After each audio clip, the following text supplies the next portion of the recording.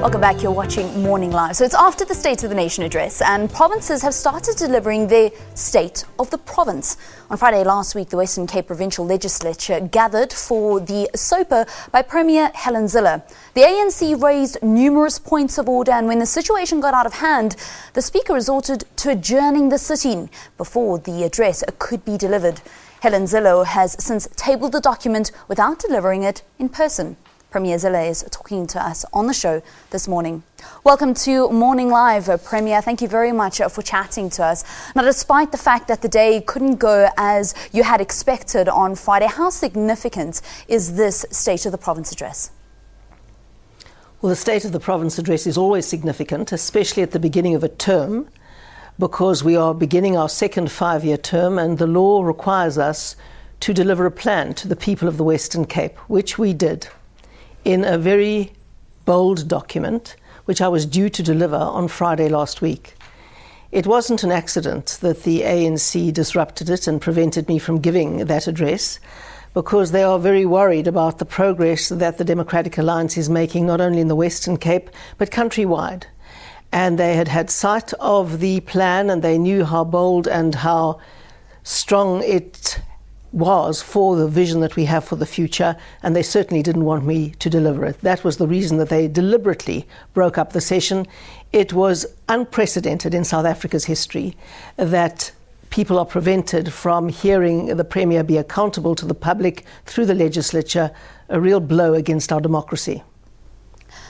Premier, you have since tabled it, and in that we get to see some of those bold goals that you have set out. You guys have a strategic plan to achieve 5 goals and 8 focus areas that you call game changers. Do you want to just take us through some of the goals that you guys hope to achieve in this term? Correct. I won't talk about the 5 strategic goals because they are continuations of our previous strategic goals, but the new thing is the game changers. Those focused areas where we plan to put in a lot of effort, a lot of money, a lot of transversal management from all the departments, so that our people in the Western Cape feel real changes in their lives in this 5-year term. For example, we are determined to establish energy security in this province because we have seen that Eskom is unable to provide it. We are determined to grow the economy in 3 key sectors which are going to create many jobs and have the potential for job creation on a scale that we haven't seen before in a time of economic recession as we are in now. We are determined to ensure that every citizen of this province gets access to high-speed broadband, for example. We're determined to deal with a crisis of alcohol abuse in this province, which underlies so much of our crime, our interpersonal violence, our trauma.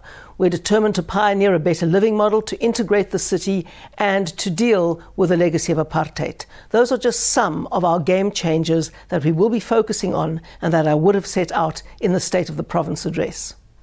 Decent sanitation has also been a point of contention in the Western Cape. What's the plan to tackle that? Well, we have a much higher rate of access to sanitation than any other province. But of course, the ANC has been focusing on that because we have informal settlements as a result of the high rate of urbanization. And we have water and sanitation as one of our key game changers. We do meet the national norm for sanitation, but of course we want to go beyond the national norm. We want to have decent sanitation for everyone in this province, and we will work very, very hard in the next 5 years to achieve it. There's been cases of racial nature which have come to the fore in the Western Cape. What is the plan going forward to ensure peaceful race relations within the Western Cape? Well, yesterday in my reply to the State of the Province address, I once more condemned all forms of racism. I pointed out that the ANC was yet to confront its own racism, its denigration of black South Africans who choose of their free will, and more are doing so, to support the Democratic Alliance, and that this racism in the ANC is never confronted and never acknowledged. I pointed out 2 terrible examples of racism across the entire country, condemned it and said we would not tolerate racism in the Western Cape, and I repeat my call now that if anybody experiences an act of racism in the Western Cape, if they get hold of me or my office, we will investigate each case in depth and get to the heart of the matter. In that State of the Province address, you also, from the outset, said that you guys are dealing with a growing population. You guys' figures went up from 5.35 million 5 years ago to 6.1 million. Now, all the bold steps and the goals that you have set out in the SOPA, they're going to require money. Will the Western Province, what's the plan to ensure that you will have enough money to provide for all of these new residents of the Western Cape? And that's a major challenge, of course. We get equitable share from the national government. All provinces do. Provinces have very, very limited taxation powers, so they don't raise their own revenue. They get a part of the equitable share, as it's called. And we never do get part of the equitable share because although our population is growing very rapidly, the national government is worried about reducing the share that other provinces get too quickly.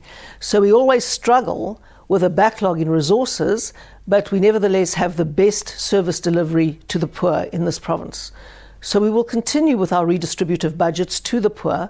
They are our priority. Our major focus is to beat poverty in South Africa as a whole, but where we govern in the Western Cape in particular. There is far lower unemployment on the broad measurement in the Western Cape than anywhere else in South Africa. There's far better delivery of free basic services. That's why people come here. And of course, there are better schools, better hospitals. And so we're trying to keep that up to standard and, what's more, improve the standard very substantially, despite the fact that we don't get the allocation of resources that we require fairly through the distribution of the population. What do you say to those people that say that, you know what, speeches don't change my life? I need something that is tangible and I need to see results as in tomorrow. What do you say to those people who feel that speeches don't actually affect their life and the state of the province doesn't really mean anything to them? Well, the state of the province means a lot because what I'm saying is these are our plans for the next 5 years. For every single one of our game changers, we will have measurable outcomes, and people are welcome to measure us against those outcomes at the end of our term of office. You see, progress isn't an event, it is a process, and indeed what we mean by freedom is freedom that people can use to improve their lives. No government anywhere is going to deliver a good life for anyone. What governments do is deliver the opportunities, the context, the environment for a growing economy in which people can change their own lives. And any government who tries to promise anything else is lying. We have to offer a context in which people can get good education, good healthcare, good access to services, a growing economy in which people can get jobs, and then it is over to them.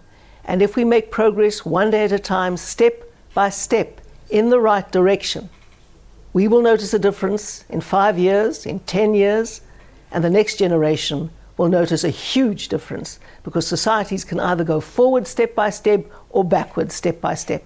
And in the Western Cape, we go forwards step by step every day.